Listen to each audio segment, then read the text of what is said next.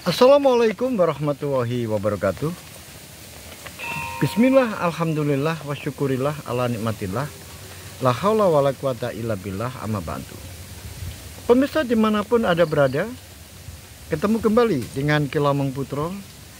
Salam budaya warisan Nusantara. Pemirsa dimanapun Anda berada, saya akan melanjutkan cerita saya tentang asal-usul keris setan kober dan perjalanannya. Pemirsa dimanapun Anda berada, dipajang Kanjeng Sultan Hadiwijoyo dan Permaisuri dalam keadaan santai. Sekeluarga jalan-jalan ke sebuah hutan, yang mana hutan itu banyak aneka ragam jenis burung dan binatang-binatang yang tidak berbahaya, yaitu hutan Cepage. Di hutan ini nampak gunung-gunung dan pemandangan yang indah. Kemudian tidak jauh dari hutan itu terlihat sawah membentang luas, pertanian begitu subur, sehingga sangat memanjakan mata yang memandang. Pemirsa dimanapun Anda berada, kemudian Sultan Hadiwijoyo menunjukkan kepada putra-putranya dan juga kepada putri-putrinya bahwa lihatlah keindahan alam ciptaan yang maha kuasa. Kita harus bersyukur dikaruniai negara Pajang yang begitu indah, subur dan makmur. Oleh sebab itu, anakku Ngger, kita harus melestarikan dan mempertahankan keadaan seperti ini. Kita harus rukun. Jangan pernah bercerai-berai. Pemirsa dimanapun Anda berada, setelah separuh hari digunakan untuk jalan-jalan, menikmati keindahan alam dalam perjalanan, dan juga di tepi hutan, dan juga masuk ke dalam hutan yang tidak terlalu dalam. Akhirnya Kanjeng Sultan Hadiwijoyo kembali ke keraton dan kemudian beristirahat. Pemirsa dimanapun Anda berada, kemudian sore harinya putra-putrinya berkumpul di sebuah ruangan, yaitu ruang keluarga yang biasanya dipakai oleh seluruh anggota keluarga, yaitu Kanjeng Sultan Hadiwijoyo, kemudian Permaisuri Ratu Cempoko, dan juga putri-putrinya, yaitu Pangeran Loring Pasar, kemudian juga Pangeran Benowo, Putri Pembayun, kemudian Putri Condro Kirono, Putri Retno Ningtyah, Putri Sekar Kedaton, dan Putri Banten. Jadi Kanjeng Sultan Hadiwijoyo mempunyai 2 orang anak putra dan memiliki 5 orang putri, sehingga jumlah seluruhnya adalah 7. Kemudian untuk anak yang tertua, yaitu Pangeran Loring Pasar, adalah anak angkat, yaitu anak dari Ki Ageng Pemanahan yang diambil anak oleh Sultan Hadiwijoyo sebagai anak angkat dan anak kesayangannya. Pemirsa dimanapun Anda berada, setelah putra-putrinya itu berkumpul, kemudian Sultan Hadiwijoyo berbisik-bisik kepada permaisurinya, yaitu Ratu Mas Cempoko, Yang mana Sultan Hadiwijaya ini memiliki maksud, yaitu ingin menikahkan putri-putrinya dengan para adipati di Brangwetan. Karena permusuhan Brangwetan, yaitu Surabaya, Madura, dan juga Tuban, sebaiknya tidak diakhiri dengan perang yang menelan banyak korban, tetapi harus ditundukkan dengan pernikahan. Oleh sebab itu, Sultan Hadiwijaya memohon pertimbangan kepada Permaisuri agar 5 putrinya itu akan dinikahkan dengan Adipati Tuban, yaitu Adipati Pemalat, Adipati Surabaya, yaitu Adipati Wiryo Wikromo, kemudian Adipati Madura, yaitu Adipati Pratana, dan juga agar mengakrabkan keluarga Selo, maka Ki Juru Mertani juga akan diambil menantu. Demikian juga agar kerabat Demak, yaitu keturunan dari Raden Prawoto atau Sultan Prawoto, yaitu Pangeran Mukmin dan putranya, maka Sultan Hadiwijaya mencoba untuk mengambil putranya Pangeran Mukmin atau Sultan Prawoto untuk menjadi menantunya. Kemudian Ratu Permaisuri Ratu Mas Cempoko menyerahkan sepenuhnya kepada Sultan Hadiwijaya, tetapi memberikan saran agar lebih dahulu mengumpulkan putri-putrinya dan kemudian dimintai pertimbangan.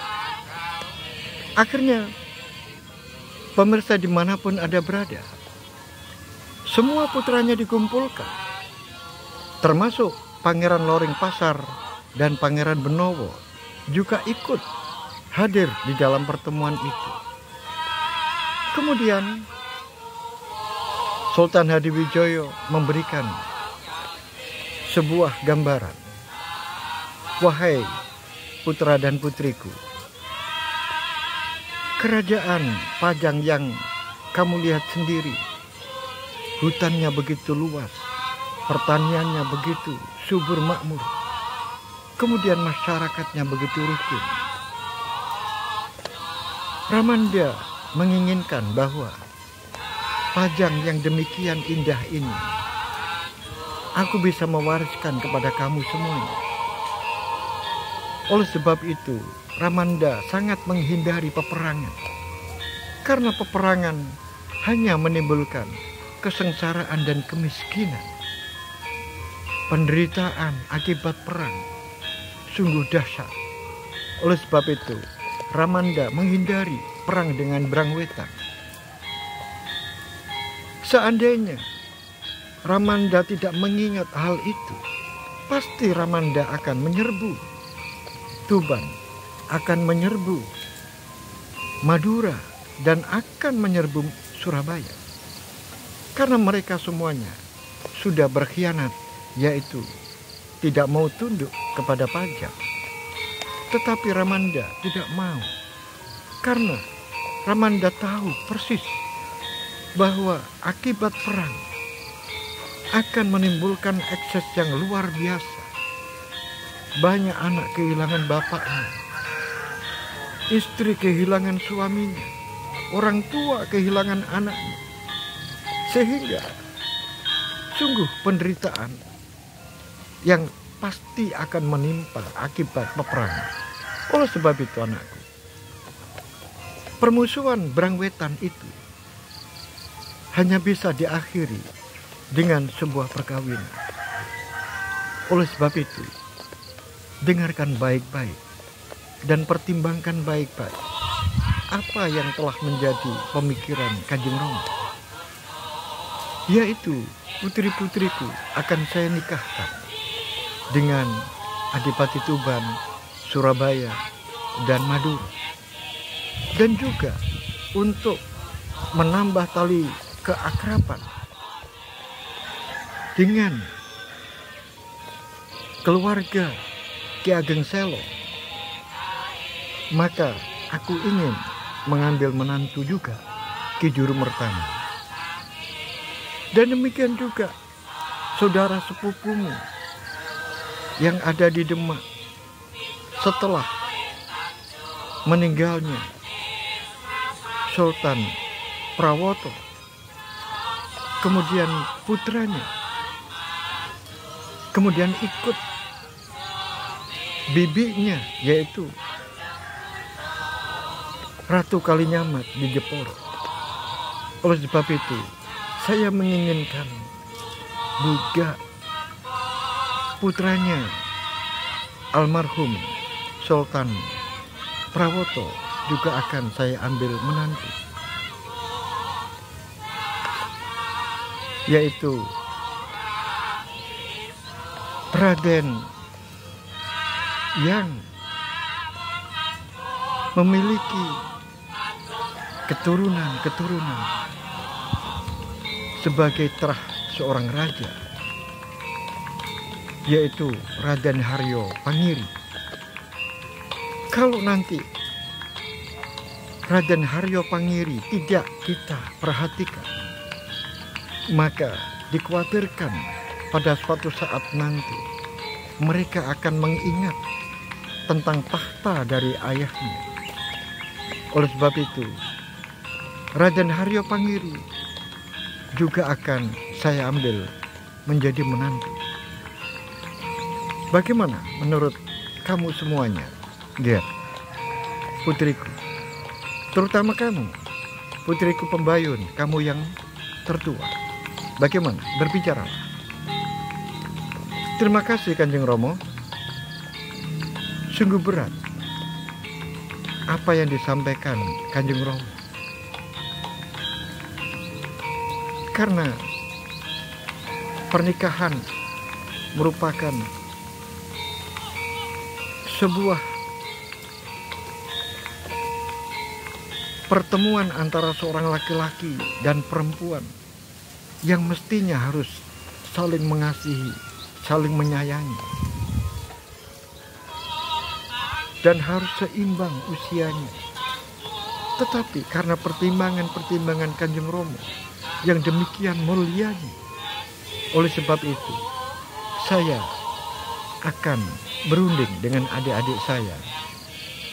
Oleh sebab itu Kanjeng Romo, ini semuanya akan menjadi pertimbangan saya, dan saya mohon diberi waktu agar bisa bermusyawarah dengan adik-adik saya. Baiklah, kalau begitu aku tunggu. Kamu akan saya beri waktu beberapa hari, kemudian biar Kanjeng Romo bisa segera memutuskan dan mengambil kebijakan tentang Adipati Tuban, Adipati Surabaya, dan Adipati Madura. Baiklah Kanjeng Romo, akan saya usahakan secepatnya. Karena itu, karena kamu semuanya sudah selesai, maka silakan kamu undur diri dulu, istirahatlah karena sudah malam. Tetapi untuk anakku berdua, Pangeran Loreng Pasar dan anakku Pangeran Benowo, kamu tinggal terlebih dahulu karena saya ingin berbicara. Baiklah Kanjeng Romo. Akhirnya pemirsa dimanapun ada berada, putri-putri Sultan Hadiwijoyo kemudian undur diri. Kemudian tinggal Pangeran Benowo dan Pangeran Loreng Pasar. Wahai putraku, aku ingin minta pertimbangan kamu, putraku Pangeran Benowo. Nun inggih Kanjeng Romo. Begini anakku, adikmu, yaitu Putri Pembayun, kemarin memberikan usulan kepada Kanjeng Romo agar Songgoriti yang semakin hari semakin maju dan semakin banyak orang yang bertempat tinggal di sana, sehingga dukuh pesanggrahan itu menjadi ramai. Usulnya adikmu adalah agar Songgoriti segera diangkat untuk menjadi kadipaten. Bagaimana menurut pendapatmu? Terima kasih Kanjeng Romo. Ini merupakan sebuah usul yang luar biasa, Kanjeng. Karena dengan Songgoriti ditingkatkan statusnya sebagai kadipaten, akhirnya di sana akan terjaga keamanannya. Otomatis adipati yang ditempatkan di tempat itu akan membuat pertahanan-pertahanan yang bisa menanggulangi para pencoleng penjahat dan para begal yang berada di sebelah selatan. Oleh sebab itu, saya sangat setuju, dan itu merupakan sebuah pemikiran yang sungguh luar biasa menurut pendapat saya, Kanjeng Romo. Dan juga Kanjeng Romo, kalau boleh aku mengusulkan, jangan hanya Songgoriti yang dijadikan kadipaten, ditingkatkan statusnya dari dukuh menjadi kabupaten, tetapi juga Purbalini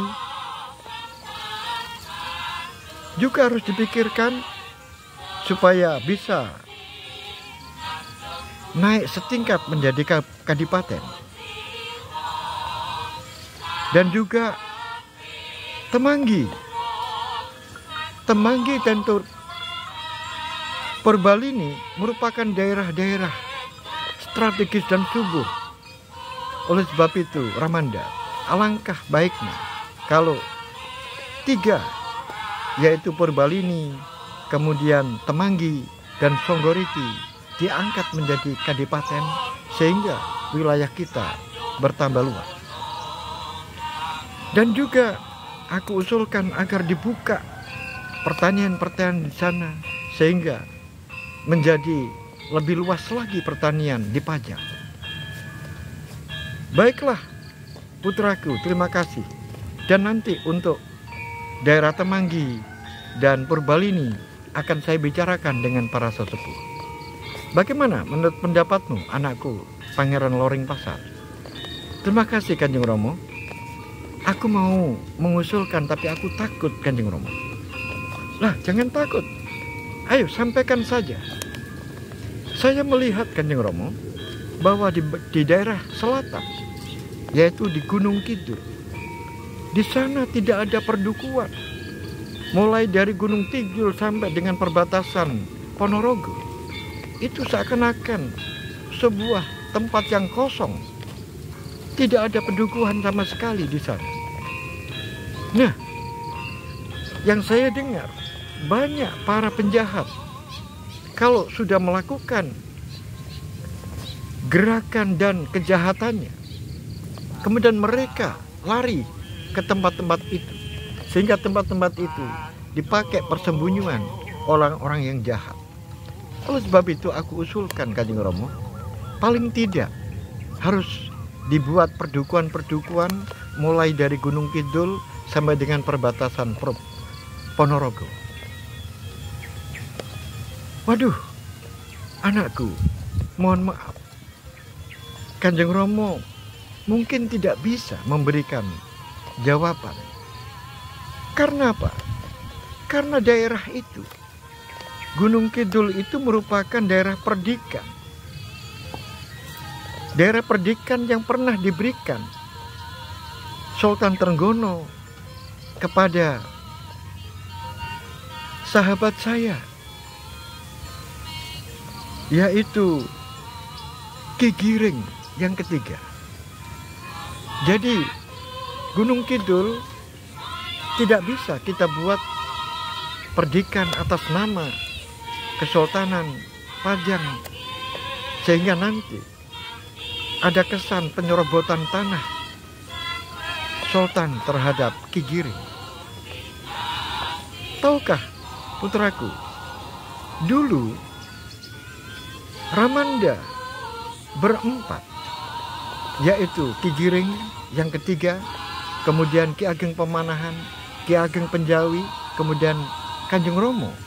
Ini berguru di tempat yang sama, yaitu ke Ki Ageng Selo. Dan kemudian ketika zaman Sultan Trenggono, yaitu Eyangmu, maka daerah Madiun harus ditundukkan. Oleh sebab itu, ketika Ki Giring III ini bersama dengan pasukan dari Demak menyerbu Madiun yang dipimpin oleh Ki Giring III, akhirnya Madiun bisa dikuasai oleh Demak, dan sampai sekarang masih taat dan tunduk kepada Pajang. Oleh sebab itu, tidak mungkin daerah Gunung Kidul itu dijadikan pedukuhan-pedukuhan, karena Gunung Kidul sudah menjadi milik Ki Giring yang ketiga. Baiklah Kanjeng Romo, saya bisa menerimanya. Pemirsa dimanapun Anda berada, saat Sultan Hadiwijoyo menjelaskan tentang, yaitu tanah perdikan hadiah Sultan Trenggono kepada Ki Giring III, pikirannya menjadi ingat bahwa dirinya juga sudah pernah berjanji kepada Ki Ageng Pemanahan untuk memberikan perdikan tanah Mentau, tetapi sampai hari ini masih ditunda. Padahal Ki Penjawi sudah diberi tanah pati. Pemirsa dimanapun Anda berada, bagaimanakah kelanjutan dari cerita ini? Oleh sebab itu, ikuti terus cerita ini sampai akhir. Sampai di sini akhirul kalam. Billahi taufiq wal hidayah, warida walinayah. Assalamualaikum warahmatullahi wabarakatuh. Salam budaya warisan Nusantara.